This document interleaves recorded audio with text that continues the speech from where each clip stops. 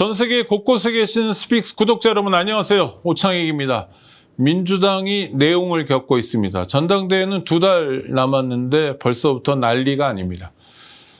정말 이래서야 전당대회 끝난 다음에 원팀으로 갈 수 있을까? 그 상처가 아물 수 있을까 싶을 정도로 걱정입니다.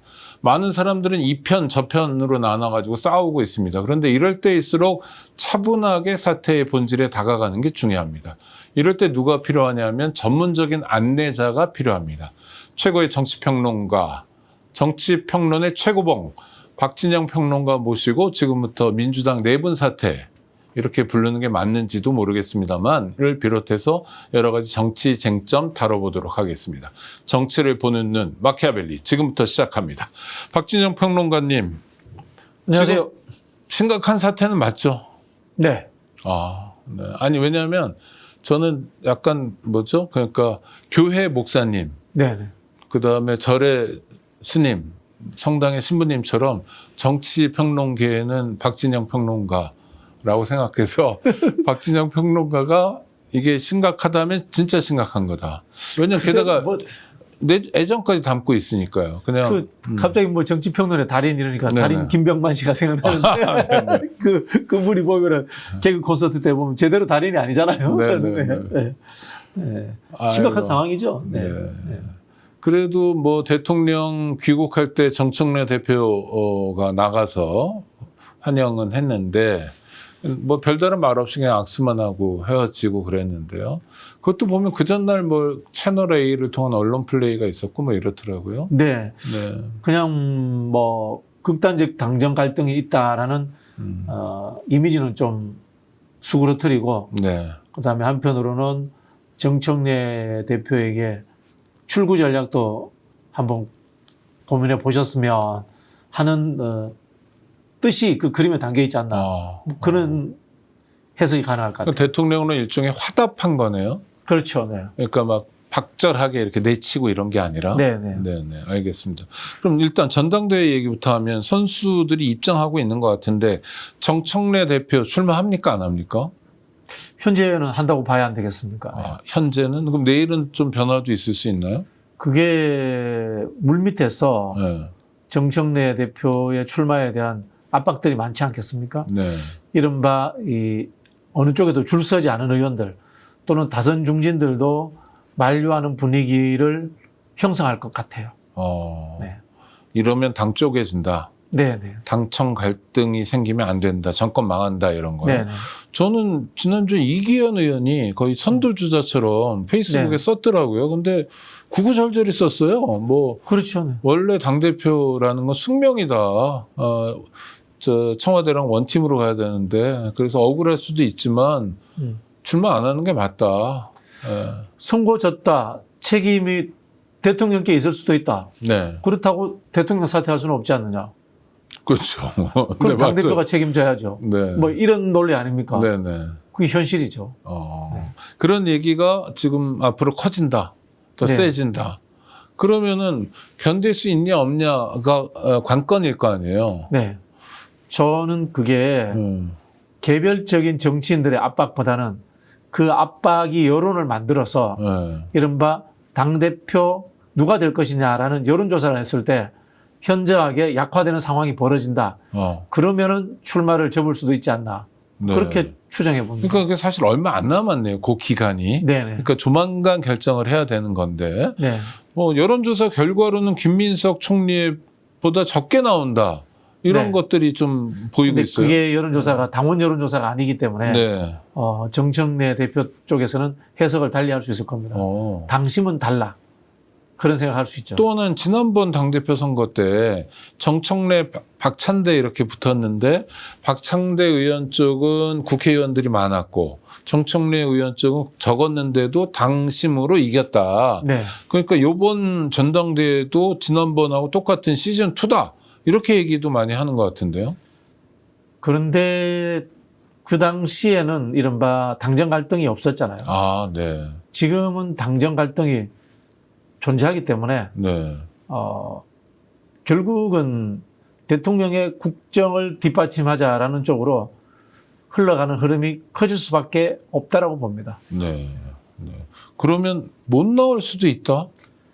자기 마음하고 달리 안 나올 수도 있다. 못 나오는 건 아니고 그냥 안 나올 수도 있다. 네, 안 나올 수도 뭐 있다. 그렇게 저는 예측을 해봅니다. 가능성 어느 정도로 보세요? 안 나올 가능성이 더 커요? 아니면 그냥 계속 가가지고 계속 나올 가능성이 크죠. 본인의 그렇습니까? 의지가 강하니까. 네.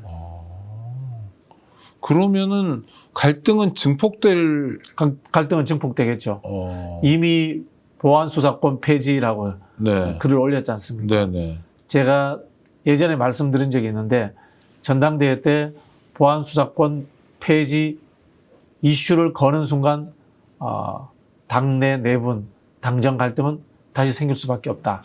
그 말씀을 드렸고요. 다행스러운 것은 대통령께서 그 부분에 대해서 당에 일임한다. 그렇죠. 라고 하셨기 때문에 충분히 대통령은 스탠스상 물러서 있습니다만은 네, 당내에서는 이 갈등이 심각할 거라고 봅니다. 그 의도적인 거라고 보시는 거네요. 그렇죠. 저는 보안수사권 문제를 주장하는 쪽이나 네. 또는 그것을 존치하자고 하는 쪽이나 이게 국정 운영에 별 중요한 사안이 아니라는 걸 알 겁니다. 그러나 요 이슈를 가지고 프레임을 짜고 대립해서 정치적 이득을 얻고 싶다. 양쪽 다. 저는 네. 그렇게 보고 있습니다. 아이고. 일단 정청래 대표는 나올 가능성이 높다. 그러나 정치는 역동적이고 살아 움직이니까 국면은 조금 봐야 된다라는 거고요. 김민석 총리는 나옵니까? 거기는 이미 선언을 했지 않습니까? 아니 공식 선언은 아니지만 나오는 거를 봐야 된다. 네, 나오는 걸로 봐야 되는데 네.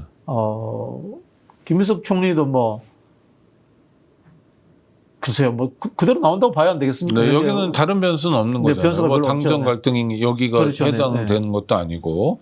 그다음에 그러면 선수 입장 김민석 확실하고요. 송영길 의원은 나옵니까? 현재 나오시려고 하는 것 같은데 네네. 조정의 여지가 있지 않을까요? 그건 정청래 대표의 출마 여부와 연동되어 있지 않나 싶습니다. 정청래 대표가 만약 불출마를 선택하면 송영길 의원도 불출마로 갈 가능성이 높다. 네, 그리고 네. 뭐 한편으로는 김민석 총리의 지지율의 문제 네. 이런 부분들하고 다 연동되어 있는 것 같아요. 그러니까 김민석 총리가 지지율이 굉장히 안 나오면 나올 가능성이 나올 가능성이 높고 있죠. 네. 김민석 총리의 지지율이 높으면 송영길 의원이 굳이 나갈 필요는 없을 것 없다. 같다. 네. 아, 그렇다고 뭐 두 사람이 원팀은 아니고요. 그렇죠. 네. 그럼 약간 그러니까 송영길 의원은 약간 이렇게 정치적 행보가 요 국면만 보면 이타적으로 보여요. 그렇죠. 정권의 안정에 도움이 되는 쪽으로 네. 본인이 선택할 수 있죠. 약간 긍정 평가해야 될 것 같고요. 김용민 의원은 나오겠죠? 나오겠죠. 나온다는 거죠. 네, 네. 또 누가 나옵니까? 글쎄요. 뭐 움직임들이 있을 거 아닙니까? 이렇게 다 정통하시니까. 나머지 의원들은 없는 걸로 제가 알고 있습니다. 아, 그렇습니까? 네, 네. 그럼 당대표는 4명 정도? 네, 네. 네. 또 최고위원도 여러 나올 거 아닙니까? 사실은 당대표에 이번에 뭐 시도지사 낙선하신 김부겸 대구시장 후보나 김경수 경남지사 후보가 나와주면 좋은데 네. 아마 두 분 다 지쳤을 거예요. 동력이 없을 거예요. 네. 왜냐하면 뼈를 갈아 넣어서 그런 네, 거죠. 네. 네. 그러니까 이럴 때는 사실 어떻습니까? 선거에 딱 떨어졌어요. 이길 수도 있었던 선거고 선거라는 게 완전히 처음부터 안 되는 선거도 있지만 그래도 굉장히 근접하고 그다음에 뭐 쭉 선거 캠프를 돌려보면 근데 하여튼 졌단 말이에요. 그러니까 김부겸이나 김경수의 마음으로 들어가 보신다면 지금 상태는 어떻습니까?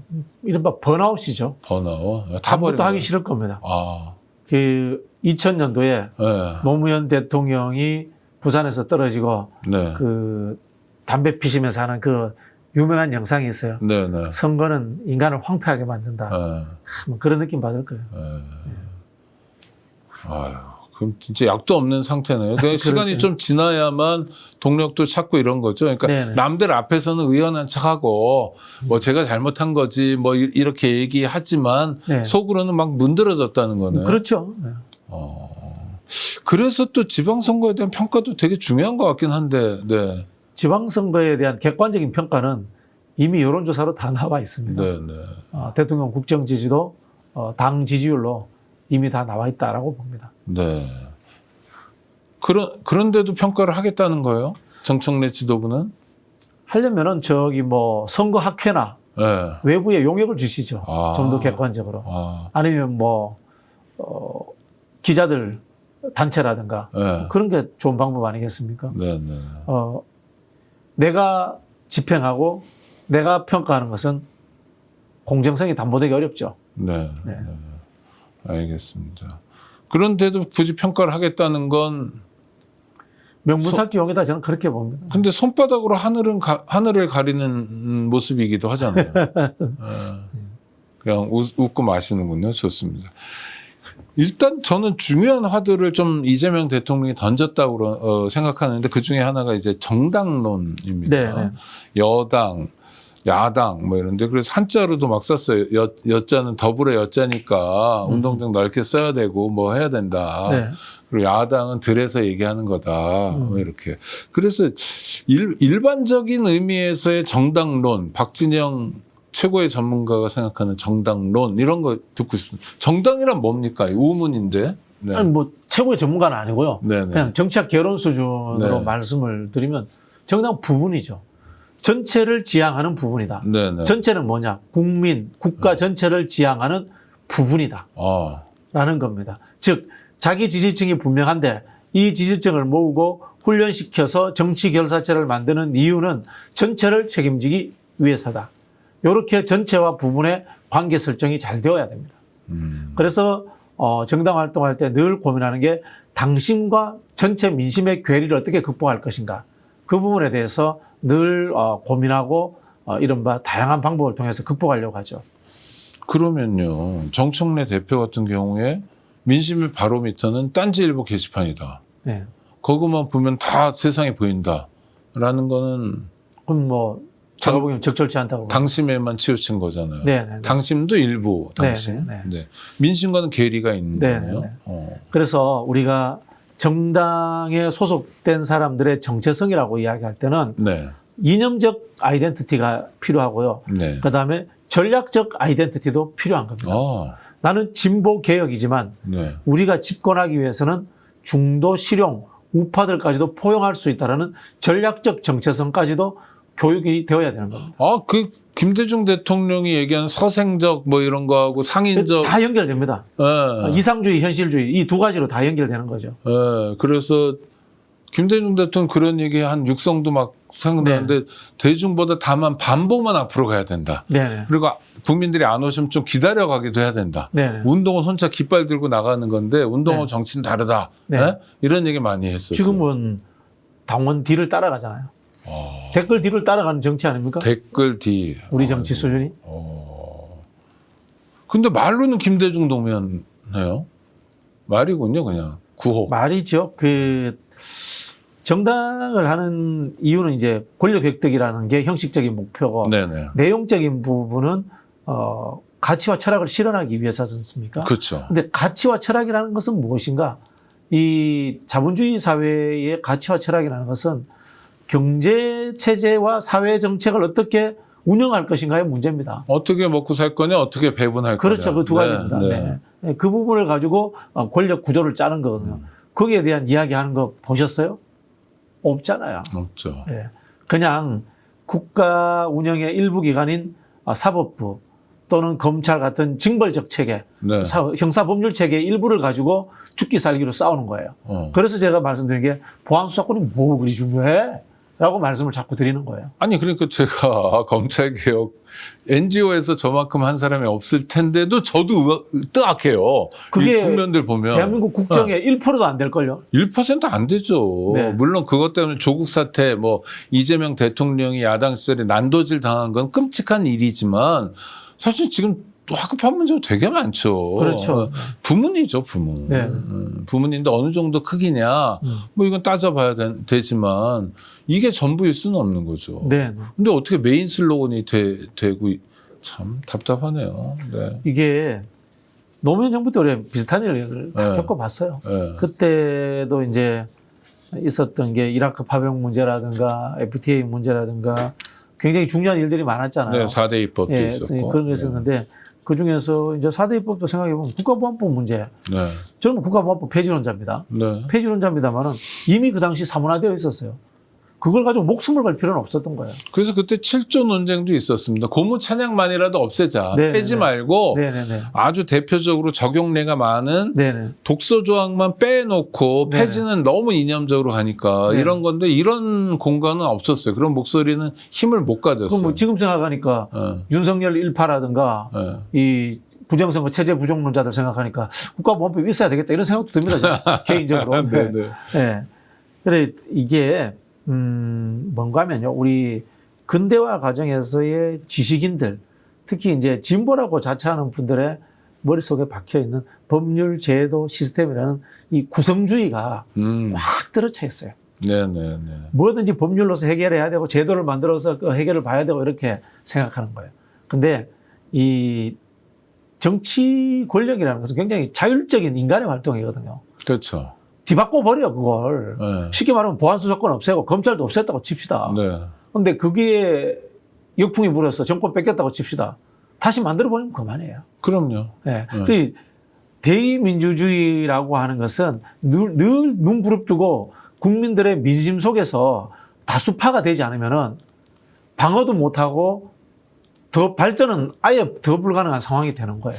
그렇죠. 저 문재인 정부 때 개혁 뭐 어설프게라도 했는데 다 검수완박 뒤돌아가 버리잖아요. 한동훈은 시행령 가지고 다 바꿔버리더라고요. 다 되돌아가 버려요. 네. 그러니까 4년 후에 어떤 모습일지가 되게 중요한 건데. 제일 중요한 건 선거에서 이기는 거예요. 네.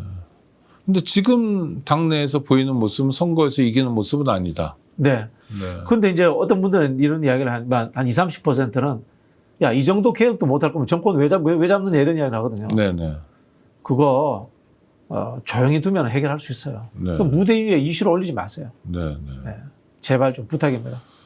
맞아요. 실질적인 개혁이 중요하죠. 소문난 네. 잔치인데 먹을 게 없으면 네. 네, 사람들은 짜증내고 또 응징도 하죠, 심지어. 역설적이게도 네. 보안수사권 문제에 집착하지 않고 이슈화 시키지 않으면 쉽게 없앨 수도 있었을 거예요. 그렇죠. 네. 알겠습니다. 그럼 야당과 여당은 다르죠. 다르죠, 네. 다르다는 건 집권했느냐 안 했느냐라는 것만이 아니라 네네. 역할도 다르다는 거죠. 뭐 이제 여야의 구별이라는 것은 한자어고 이제 그게 일본에서 생긴 말입니다. 네네. 그리고 원래 여당은 룰링 파티 또는 네. 거버넌스 파티, 네네. 야당은 아포지션 파티, 어게인스트 파티, 네네. 뭐 이게 반대란 뜻이에요. 네, 그렇죠. 야당은 반대하는 당이다. 예, 여기는 책임지고 지배하고 다스리고. 그렇죠. 이렇게. 룰링, 네. 거버넌스 이게 다 네네. 책임, 지배, 통치 이런 네, 개념이었으니까 그 이제 국민 전체를 이야기하는 거죠. 어게인스트는 부분이 돼가지고 네. 아포지션도 반대 입장이 돼가지고 저항한다는 뜻이기 때문에 여기 부분의 성격이 더 강하고 네. 여당은 전체 성격이 더 강하고 그런 차이가 있는 그럼 일단 말로는 여당은 어때야 된다, 야당은 어때야 된다는 건 일단 용어, 개념으로는 정리가 다 됐네요. 정리가 돼 있죠. 돼 있잖아요. 네, 야당은 구호 외치고 네. 잠실에 가서 막 선동하고 네네. 장동익처럼 메가폰 잡고 이러기도 하는 거다. 네네네. 근데 여당은 아니다. 네네. 여당은 책임져야 된다. 그럼 이재명 대통령의 정당론은 그냥 그 원론적인 교양 수업할 때 원론적인 보면 이야기. 100점 만점에 100점이잖아요. 수업. 그런 사실 있잖아요. 네. 이 정통의 입장에서 보면은 늘 여소야대가 돼야 돼요. 네. 그 견제와 균형이 잘 맞는 그렇죠, 거잖아요. 그렇죠. 그죠? 네. 그럼 어떻게 해야 되냐? 대통령은 늘 국회와 타협해야 돼요. 네. 이게 사실은 대통령제의 기본 정신이에요. 그렇죠. 미국은 그래서 막 중간 선거도 넣고. 예, 중간 선거도 넣고 4년 늘 내내. 심판받으려고 하잖아요, 네, 대통령이. 네. 근데 이게 왜 문제가 됩니까? 지금 현실에선. 현실에서는 제가 봤을 때는 정치의 저급화 현상이다. 정치 저급화. 네. 네. 저급화되니까 싸워야 될 것과 합의하고 타협해야 될 것에 대한 구별이 없어요. 정치의 가장 두 가지 흔한 방식이 투쟁과 통합이라고 하거든요. 투쟁 쳐서 이제 개혁이라기도 하고 이렇게 표현을 씁니다만은 일단 상대방하고 한번 부딪혀 봐야 돼요. 무엇이 다른지 네. 싸워보는 거예요. 그럼 다름이 분명해져요. 거기서 타협할 수 있는 것과 타협 못하는 것들이 나와요. 그럼 걸려서 통합하기도 하고 또 끝까지 투쟁하기도 하고. 그리고 타협할 수 있는 것만 타협하는 것도 그게 되게 기술입니다. 중요하잖아요. 그게 네. 진보하는 거예요. 이른바 네. 변칙법, 즉 정반합 아닙니까? 네, 그죠? 네. 그렇게 만들어가는 기술인 거죠. 근데 이게 지금 여당이든 야당이든 뭘 타협해야 될지, 뭘 막아야 될지 잘 모르는 거예요. 예를 들면 지금 야당 같은 경우는 확대 재정 이런 거 불만 터뜨려도 돼요. 네네. 불만 터뜨려도 네. 되는 겁니다. 야당 같은 경우에. 초과 세수가 있다고 막 돈 쓰면 안 된다. 뭐 그렇죠. 이런 얘기. 건전 네. 재정해야 된다. 이런 이야기 해도 되는 겁니다. 그리고 국방비 늘려라. 뭐 이런 네, 이야기 네. 해도 되는 거예요. 이미 많이 쓰고 있지만, 많이 쓰고 있지만. 야당 입장에서는 뭐 네, 할 수 있죠. 뭐 그런 이야기 해도 되는 거죠. 근데 갑자기 부정선거론처럼 국가 체제를 부정하는 쪽에 발을 담그는 건 이거는 말이 안 되는 거죠. 이런 걸 가지고 싸워서는 안 되는 거죠. 또 선관위는 여야를 벗어나고 행정부를 벗어나 헌법기관이잖아요. 네. 여기에 여야가 존재할 필요가 없어요. 그렇죠. 이런 걸 가지고 이른바 여당을 공격한다거나 집권 정부를 공격하는 건 적절치 않죠. 그러니까 민주당 내에서는 왜 정당의 기본적인 역할, 여당, 야당으로 갈라져서 역할이 달라야 된다는 게 논쟁 포인트가 되냐. 정치가 저급한 거, 그 다음에 또요. 정청래 대표의 스타일에 대한 문제 제기인 거죠, 사실은. 정청래 대표뿐만이 아니고 한 80%가 그렇지 않을까요? 80%요? 네. 민주당의 국회의원 중에 80%? 그럼 한번 질문 던지고 싶어요. 네. 한국 사회를 이끌고 가고 있는 정치적인 가치 체계, 경제 가치 체계, 사회 복지 체제에 대한 규정이라든가 개념 정리할 수 있습니까? 물어보면 못 할걸요. 뭔 말인지도 모를걸요. 한 20분 동안이라도 혼자 떠들 수 있냐? 네. 뭔 말인지 근데 모를걸요. 국회의원 공천 줄 때요. 그런 구술 시험 같은 거 안 봅니까? 그래서 제가 이준석 대표 이야기 한 번씩 동의하는 게 네. 뭐 이준석 대표는 엑셀 시험 치자 그러는데 네. 그거는 보좌관한테 맡기면 되고 엑셀 못 해도 돼요. 맞아요. 최소한의 이제 정치적 사회적 식견이 있는지 상식 시험 정도는 쳐야 된다고 봐요. 네. 저 그러면 한 30%는 떨어질 거라고 봐요. 지금 국회의원들 중에.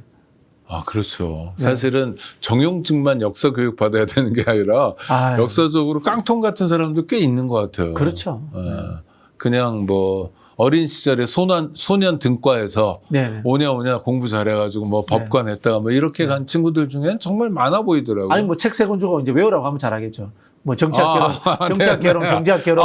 구술 시험 보면 또 그 과외 선생님이 나오겠네요. 예. 컨설팅하고. 고등학교 사회책만 진심으로 이해해도 정치 높은 수준이에요. 정치 이렇게 네, 하지는 네, 않을 거예요. 네. 저 최근에 그 고등학교 사회책에 정의론 나오는 거 깜짝 놀랐어요. 네. 정의론 이해할까요? 네. 고등학교 사회책에 존 롤즈가 나옵니다. 네, 나옵니다. 나오는데 네. 존 롤즈 제가 어디 가서 회의 때 토론 때 이야기하면 네. 처음 듣는데요. 90%가 처음 듣는데요. 어디 가서 회의하시게요? 뭐 조선민주주의 인민공화국 회의입니까? 90%가 처음 듣는데요. 와, 그래요? 제가 한때 마이클 샌델의 정의란 무엇인가 네. 유행했잖아요. 네. 민주당 정치인들이 다 끼고 다녔잖아요. 아이고 인간들아 그거 공화당 책이야 이렇게 해도 뭔지도 몰라요. 말귀를 못하거든요. 그러면 좀 좌절하게 되네요. 그러면 쉽게 답이 안 찾아지는 거 아닌가. 그 다음에 이재명 대통령은 뭐 지금 하여튼 날라다니는데 여당은 계속 발목 잡는 것 같은 모습. 이거 계속 반복되는 거 아닌가 하는 생각도 들고요. 지금 전형적인 이제 포퓰리즘이에요. 이게. 네. 포퓰리즘. 그렇잖아요. 댓글 따라가잖아요. 지금 우리 정치가 댓글 따라가고 있는 거 아니에요? 아니 근데 댓글이라는 게요. 댓글 많이 다세요? 아니, 저는 안 답니다.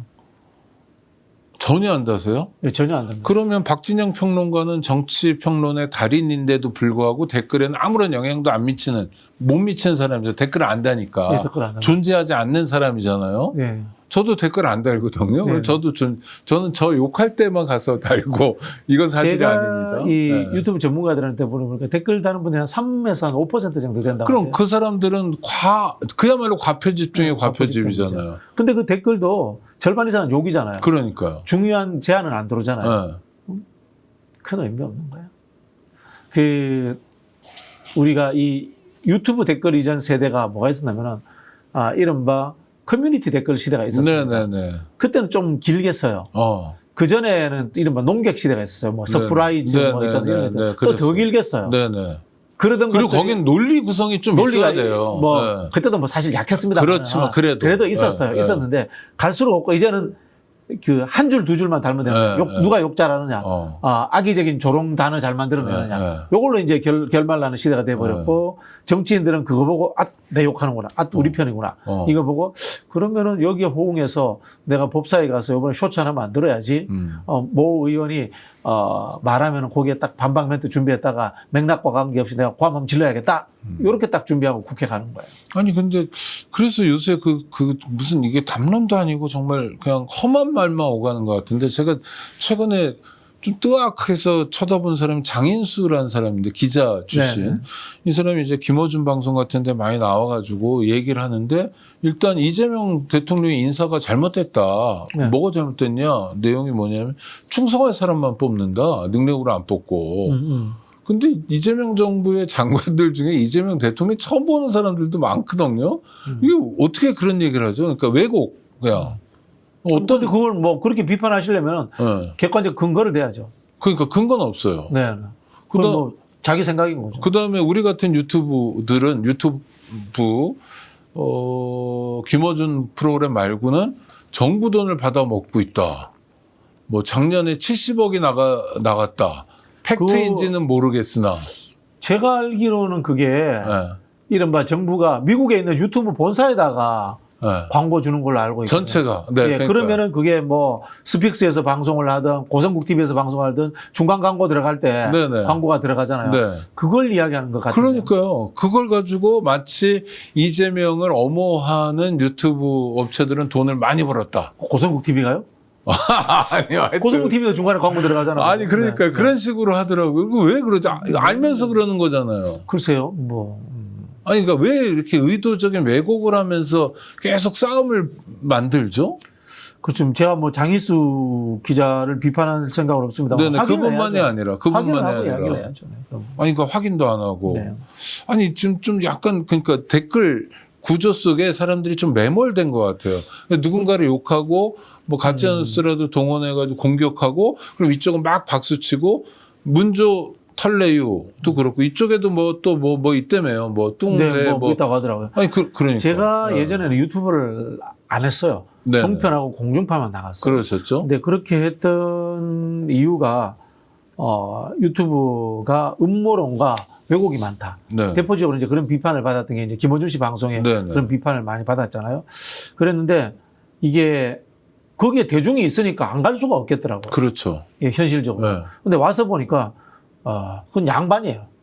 김어준 씨 방송은 양반이고 거의 대다수가 뇌피셜 또는 근거라든가 취재 없이 자기 남 욕하고 싶을 때 이야기하는 그걸로 유튜브 세계가 채워져 있더라고요. 그리고 댓글 따라서 소통한다면서 댓글 읽어주면서 그 댓글 따라가고 진행자들이 그런 경향이 좀 심각한 것 같아요. 그 지들은 클릭수 때문에 지들은 뭐지 슈퍼챗인가 그것 때문에 그렇다 치더라도 거기에 대한민국의 정치인들이 국민을 대표해야 될 정치인들이 따라가고 있으면 이건 망조 아니에요? 그건 뭐 큰 잘못이고요. 여기서는 저도 정부 비판 한번 할게요. 정부 비판 저보고 안 하다가 수없이 했습니다. 왜 정부의 강요들이 그 개인 유튜브에 출연합니까? 그건 저는 문제 있다고 봐요. 레거시에 출연하셔야 돼요. 레거시가 마음에 안 들면 레거시를 정상화시켜야죠. 정부가 그럴 힘이 있잖아요, 솔직히. 그렇죠. K, M, 뭐 S, Y, 뭐 연합 이런 데 나가야 된다. 그렇죠. 정치인들은 그나마 또 다릅니다. 선출직이고 대중들과 호흡 속에서 솔직히 대중 추수적인 면모도 있습니다만 정부의 관료들은 저는 개인 유튜브에는 출연 안 하시는 게 맞다고 봅니다. 정하시고 싶다면 언론사 정도. 언론사에서도 유튜브 운영하잖아요. 그나마 좀 낫거든요. 그런 데까지는 모르겠지만 이재명 정부에서 그거는 좀 따끔하게 들으셨으면 좋겠어요. 이 얘기 좀 귀 기울여 들어주세요. 대통령은 물론이고 국무총리, 국무위원들 또 정부를 대표하는 사람들은 개인 유튜브에 앞으로 나가지 마라. 아니 저기 매불씨하고 김어준 씨 방송에 나갔잖아요. 나갔는데 결과가 뭐 이래요. 그러니까. 뭐하러 나가셨어요? 나가실 필요 없어요. 개인 유튜브는 공정과 팩트에 근거하기보다는 우선 목표가 이익 추구입니다. 그렇죠? 그러나 이제 방송은 공공성을 띠고 있지 않습니까? 그런 부분이 있기 때문에 최소한의 금도는 지킨단 말이에요. 그런 부분에서 저는 집행권을 가진 정부의 강요나 참모들은 개인 유튜브에 나가는 것이 적절치 않다고 봅니다. 앞으로는 절대 나가지 마라. 우리 박진영 평론가의 쓴소리, 고언입니다만 꼭 새겨들었으면 좋겠고요. 그 말이 딱 귀에 들리네. 그리고 나가서 뭐 덕 봤냐고. 덕 못 봤잖아요. 그러니까요. 까이기만 하고. 그분들 어깨에 뽕만 실컷 집어 넣어줬죠, 뭐. 네. 그러니까 나는 누구든 부르면 네. 나와. 네. 그건 뭐 권력의 크기가 될 수도 있고 그런 거죠. 하여튼 그런데 전당대회 민주당 안에 나오겠다는 사람들의 차이 그렇게 큰 겁니까? 일반적인 정당론의 입장에서 봤을 때? 아니면 고만고만한 겁니까? 없는 차이를 키운 겁니까? 뭐 여러 가지 의문이 생기네요. 원론적으로 보면은 네. 차이가 없어요. 아, 아까 말씀드린 것처럼 경제, 사회, 문화적인 본인의 시각과 철학을 보여준 적이 없기 때문에. 아이고 슬프다. 네. 네. 다만 정부는 국정과제가 있잖아요. 네네. 정부의 국정과제에 누가 우호적이냐 덜 우호적이냐, 정부의 또 정책 추진 방향이 온건하냐 급진적이냐 이런 부분에서의 행태적인 문제에서의 친화력이라는 측면에서는 친정부적이다 또는 정부와 거리가 멀다 정도로 구별할 수 있을 것 같아요. 네네. 그러면은 김민석 총리는 정부와 좀 가까운 사람이고 네. 정청래 대표는 좀 멀다. 거리가 있다. 네. 이거 중요한 포인트입니까 아닙니까? 중요한 포인트죠. 대통령제 국가하고 그럼에도 불구하고 우리가 내각제적 요소가 있기 때문에 네. 당정이 분리되지 않고 융합되어 가지 않습니까? 네네. 그런 차원에서는 중요하죠. 그럼 질문을 막 던지면 네. 정청래, 송영길, 김민석 셋이서 붙으면 뭐 김영민까지 누가 당대표가 됩니까? 다자구도가 되면 누가 될지 모르겠네요. 아니 피해 가시면 안 되잖아요. 아니요, 진짜로. 네? 진짜로. 그렇습니까? 저는 양자구도가 되면은 정청래 대표가 필패할 거라고 봅니다. 필패요? 예. 근데 다자구도에서는 알 수 없죠. 지금 아니 그러면 송영길 의원 같은 경우에 일종의 뭐 페이스메이커 뭐 이런 얘기를 하잖아요. 그럼 변수 그러니까 상수가 아닌 변수라고 치고 김영민 의원은 체급이 약간 좀 다르지 않습니까? 재선이긴 하지만 그러면 결국 사실상의 양자 아니에요? 뭐 그렇게 될 수 있다고 보는데요. 예를 들자면 이런 거 아닙니까? 김영민 의원은 정청래 대표의 표를 좀 뭐라 잠식할 수 있고. 그렇죠. 검찰 뭐 이런 네, 문제. 그리고 예. 송영길 대표와 김민석 총리는 또 표가 겹치는 부분이 있을 테고 네네. 그런 부분이 좀 있지 않겠나라고 보고요. 근데 저는 개인적으로 송영길 대표 여기에서 변수 역할을 하면서 끼실 필요가 있냐라는 생각이 듭니다. 네. 이미 대표도 한 번 했고 그러니까. 뭐 총리를 하진 않았습니다만은 네. 정치적 웨이트는 송영길 대표가 다른 분들하고 경쟁 안 해도 될 만큼 높은 분 아니에요? 인천광역시장을 했잖아요. 네, 제가 봤을 때는 광역단체장도 했는데. 이분들하고 경쟁하실 필요 없을 것 같은데. 아 그래요? 네. 네. 아니 송영길 대표는 좀 이 구도에서 도와주러 나온다 뭐 이런. 저는 뭐 그 부분에 대해서는 동의하지 않습니다. 아 그렇습니까? 도와주는 것이 아니라 송영길 대표가 하시려면은 국면을 완전 뒤바꾸는 역할을 하셔야 돼요. 본인이 확 들어가서 1등을 해가지고 네. 이 기존에 있었던 당정 갈등의 문제 이런 것들 자체가 양쪽을 다 이렇게 제압하면서 화해시키고 하는 그런 역할을 하는 국면 전환의 문제로 접근을 하셔야지 한쪽의 영역에서 다수파가 되는데 도움을 준다거나 뭐 그런 역할을 하실 것 같으면 저는 이 판에 꼭 끼실 필요가 있나 이런 생각이 듭니다. 네네. 체급도 그러니까. 네. 근데 체급은 사실 현재 당대표도 그렇고 현직 총리도 그렇고 직전 당대표도 그렇고 뭐 만만치 않은 체급들입니다. 만만치 않은 사실. 체급들이죠. 민주당의 대표적인 얼굴들이고 그래요. 네. 근데 사이는 그렇게 참 이게 원래 선거라는 게 그런 판입니까? 어떻습니까? 이게 공천권과 차기 대선의 교두보다라는 생각을 하기 때문에 그런 것 같아요. 네. 그래서 저는 두 가지 다 뺏어버리면 된다고 생각해요. 그러니까요. 공천권 행사 못하도록 해버리고 네. 그리고 지금 당대표 되는 분은 뭐 대선 전에 대선에 사실 국회의원 공천권을 통해서 영향력을 행사하려고 하는 것 않습니까? 네. 그런 부분들을 차단하는 방법들을 찾았으면 좋겠어요. 야당 얘기도 잠깐 해보겠습니다. 장동혁 대표는 매일처럼 잠실로 출근하고 있습니다. 지난번에 무슨 메가폰 든 걸 보니까 메가폰에 스티커가 여러 붙어 있는데 윤어게인 스티커 붙은 메가폰 자기가 준비한 건 아니고 현장에 있는 거였는지 모르지만 자기 방향 제대로 찾아가는 겁니까? 그렇죠. 그렇게 사는 거죠. 네. 그 삶의 재미 거기서 생기는 정치적 이득에 이제 맛이 든 거죠. 네. 생각을 해보면은 이번에 국민의힘 지지율이 높아졌잖아요. 그건 한동훈하고 오세훈이 가져온 거지 않습니까? 네네. 그리고 대선 주자 여론조사에도 한동훈, 오세훈 뭐 김민석 이런 사람들이 잘 나옵니다. 네. 그걸 견제하려면은 나는 내 골목을 지켜야지. 이제 골목대장 끝까지 하겠다라고 골목에다가 저기 뭡니까 분뇨 뿌리면서 본인이 냄새 풍겨놓는 거예요. 네. 근데 원래는 야당의 대선 주자는 네. 장동혁이 압도적으로 1등이었고 나머지는 존재감이 없다가 네네. 이번 지방선거를 통해서 또 국회의원 재보궐선거를 통해서 한동훈도 살아나고 네네. 오세훈도 힘을 받고 이런 네네. 상황이잖아요. 네네. 옛날을 그리워하겠네요. 옛날을 그리워하죠. 나 혼자 잘 근데 나가던. 계속 더 그거로 극단으로 갈 겁니다. 그래서 그래서 요게 이제 싸구려 컨설턴트들의 영향력 하에 있는 거예요.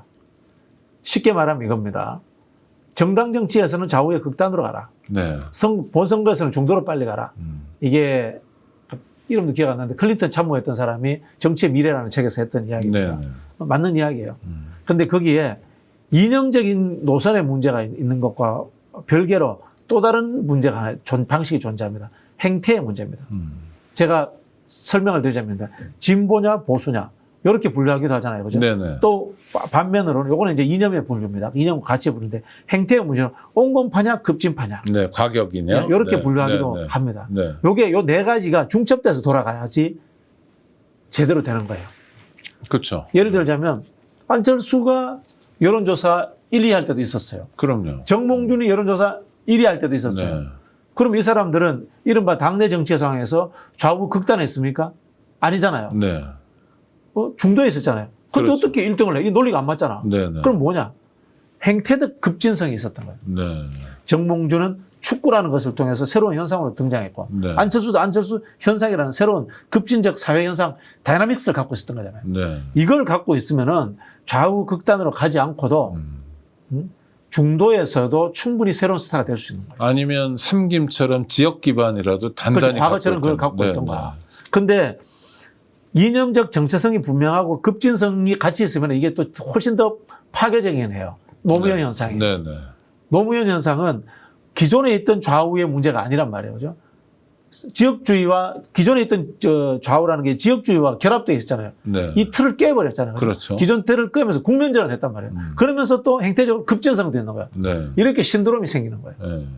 그런데 지금 장동혁 대표나 정청래 대표가 하는 것은 기존에 있던 체제를 뛰어넘는 이념적 재편 또는 행태적 급진성은 가지지 못하고 좌우 편향으로만 가서 자기 지지층들을 아주 극단적으로 단결시키려고 하는 그런 하나의 전통적인 수법, 요거 외에는 못 쓰고 있는 거예요. 왜 못 써요? 모르니까. 새로운 미래가 뭔지 모르고 공부 네, 안 하니까. 네. 내일 대한민국이 어떻게 될지 모르니까. 네네. 슬픈 얘기네요. 슬픈 얘기죠.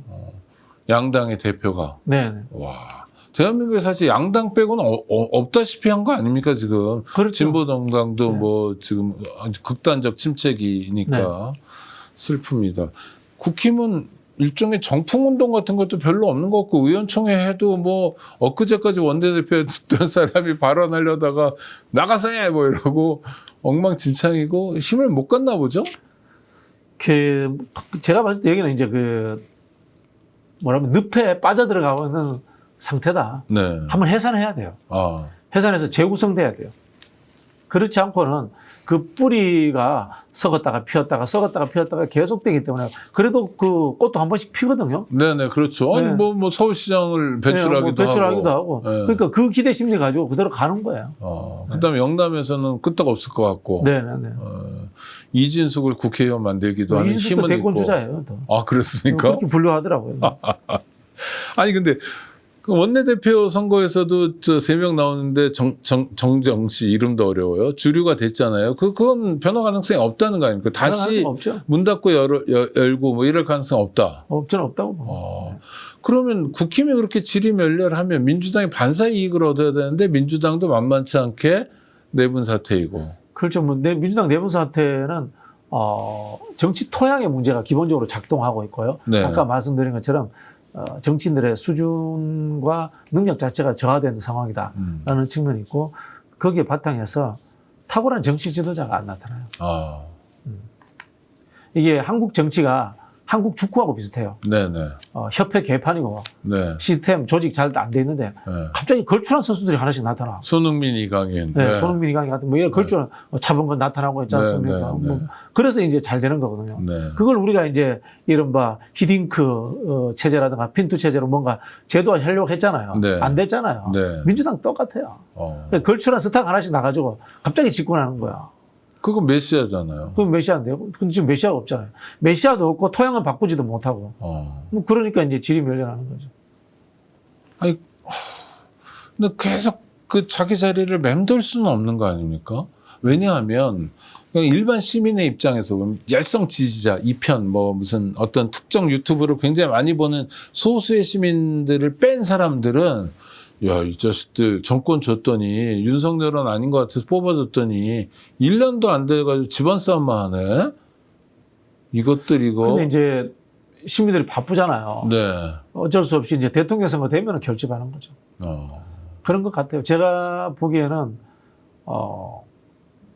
정치가 시민을 못 따라가고 있어요. 너무 네. 뒤처져 있어요. 김대중 대통령이 반발짝 앞서가라는데 네네. 제가 봐서 10발짝 뒤처져 있어요. 아이고. 지금 AI라든가 경제계 활동하는 분들하고 정치인들하고 만나서 이야기하면 대화될 것 같아요? 대화 못 따라갈걸요. 네. 간담회도 못할 수준이다. 네. 네. 옛날 정치인들 뭐 술 퍼먹고 협잡하는 것처럼 보여도 모든 사회 분야에 대해서 네. 마이크 갖다 대면 다 이야기할 수 있었잖아요. 네. 그런 정치인이 없어요.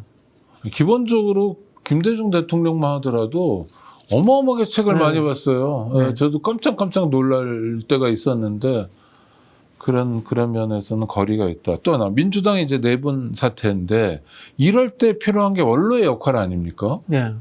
근데 별로 말이 없어요. 이제 그 원로가 한마디 하면은 네. 또 이 표적 찍기 해가지고 좌표 찍어가지고 댓글 테러하고 이럴까봐 그런 거죠.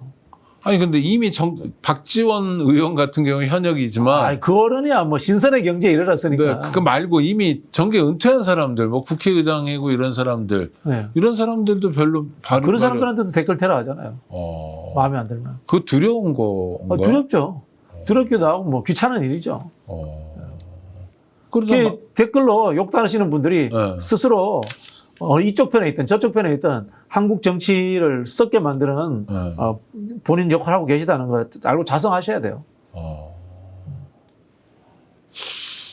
근데 그 사람들의 심리는 뭐예요? 그럼 댓글로 이렇게 열심히 욕하는 박진영은 뭐 뿌락시다. 네. 뭐 간첩론도 있더라고요. 네. 이거 유시민 씨가 퍼뜨린 말인데 간첩이다. 뭐 네. 이런 류의 댓글을 다는 사람들의 상태는 뭐예요?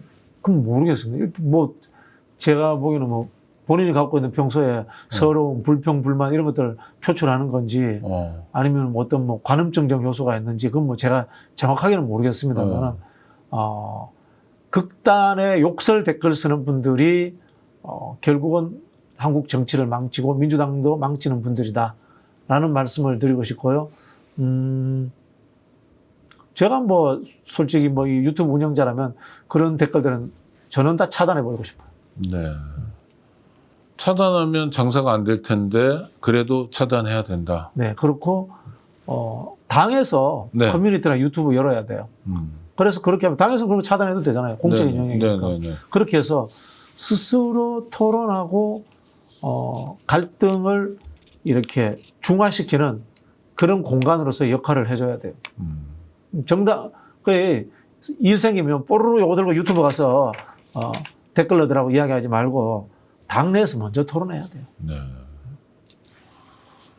유튜버들이 그렇게 하는 거는 돈벌이. 뭐 그분들 뭐 계속 갈라쳐야만. 사적 이익을 위해서 하는 거니까 뭐라고 네. 하겠습니까? 네. 네. 법적으로 문제가 없지 않는 한. 다만 이제 민주당을 사랑한다, 뭐 민주 진보 진영의 집권을 위해서 노력한다 이런 이야기는 이율배반적인 거죠. 네. 그 목소리가 커질수록 민주당은 국민들에게 외면받을 가능성이 커지는 거 아닙니까? 네네. 사실은. 그래서 이제 뭐 저도 이제 유시민 작가 비판했잖아요. 네네. 저는 유시민 작가를 설득해야 된다고 봅니다. 네. 왜냐면요, 유시민, 김어준 두 사람이 한 20, 30% 지분 가지고 있을 거예요.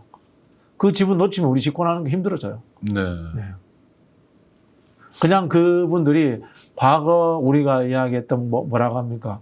무슨 똥파리? 네, 그런 네. 집단들하고 달라요. 네네. 그런 집단들하고 다른 게 그 주축들이 과거 노사모했던 분들, 운동권 출신들이 많단 말이에요. 네. 나름 그 자기들 신념 체계를 가지고 60년씩 살아온 사람들이야. 네. 그 사람들이 반명이 된다. 이거 정권 운영하는데 피곤해요. 그래서 이 사람들에게도 뭐 이른바 떡을 주든지 네. 설득의 기제를 만들든지 해야 돼요. 떡은 어떻게 줍니까? 일단 대통령이 떡 하나 줬잖아요. 네. 보안수사권 누구 마음대로 해라라고 줬잖아요. 네. 아니, 근데 보안수사권에 대한 진짜 관심은 아닌 것 같아요, 제가 봤을 때. 그리고 그게 어떤 의미인지도 잘 모르시는 것 같아요, 대부분은.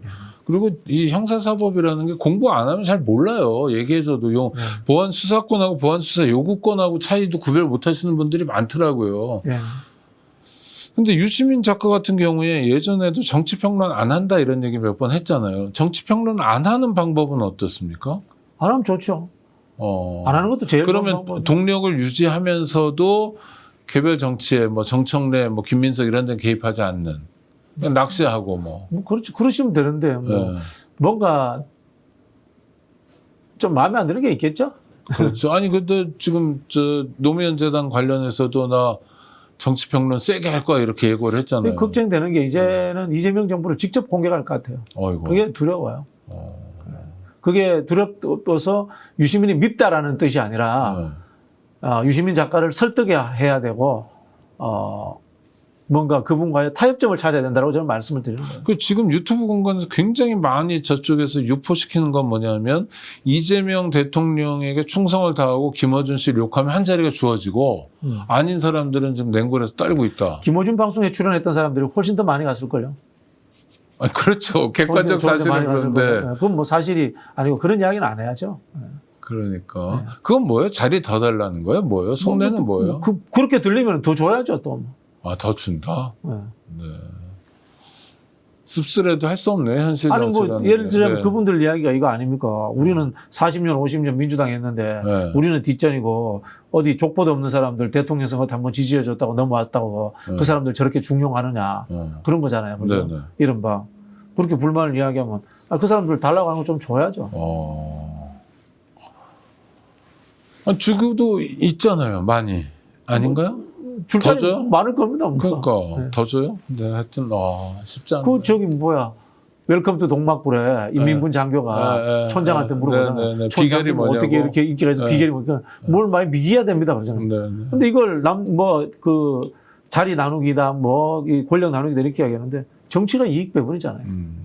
이익 배분하는 것에 대해서 이걸 뭐 어떤 비도덕적인 것처럼 지탄하시면 안 돼요. 네.